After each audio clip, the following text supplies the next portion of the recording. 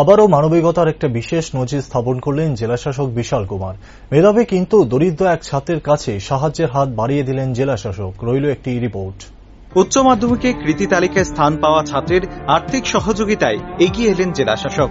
সদ্য প্রকাশিত ত্রিপুরা মধ্যশিক্ষা পর্ষদ পরিচালিত উচ্চ মাধ্যমিক পরীক্ষার ফলাফলে যুগ্মভাবে তৃতীয় স্থান অর্জন করেছেন ভারতরত্ন অটল বিহারী বাজপেয়ী চুরিলাম হায়ার সেকেন্ডারি স্কুলের ছাত্র দেবাশিস দেব। বিশেষ করে এবছর এই সাফল্য পাওয়ার পর মুখ্যমন্ত্রী থেকে শুরু করে অন্যান্যরা শুভেচ্ছা জানিয়েছে তাকে।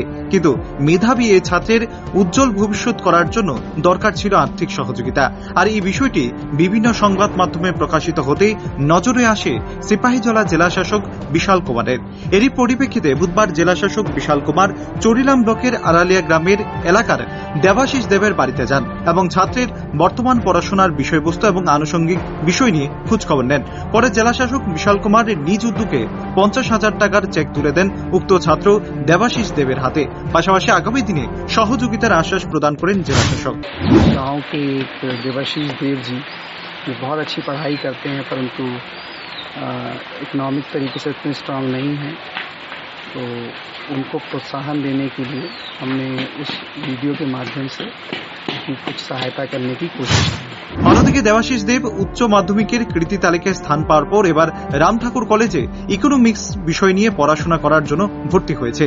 তার স্বপ্ন আগামী দিনে ইউপিএসসি পরীক্ষা দিয়ে একজন ভালো প্রশাসক হওয়া। অন্যদিকে জেলা শাসকের এই সাহায্য পেয়ে অত্যন্ত আনন্দিত উক্ত ছাত্র। পাশাপাশি ধন্যবাদ জানিয়েছেন জেলা শাসক বিশাল কুমারকে।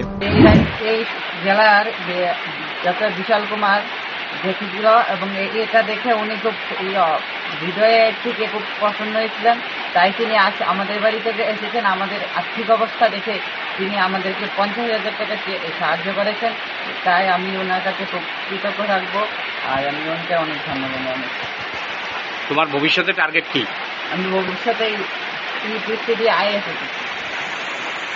কোন কলেজে এখন পড়াশোনা করছো? আমি রাম ঠাকুর কলেজে এখন ইকোনমিক্স মেজর সাবজেক্ট নিয়ে পড়াশোনা করছি। রাজ্যের আনাচে কানাচে এমন বহু কৃতি ছাত্ররা রয়েছে যারা শুধুমাত্র একটু সাহায্যের অভাবে মাঝপথে কোথাও হারিয়ে যাচ্ছে। তবে এদিন জেলা শাসক যে উদ্যোগ গ্রহণ করেছে তাতে সাধুবাদ জানাচ্ছে আপামর জনতা।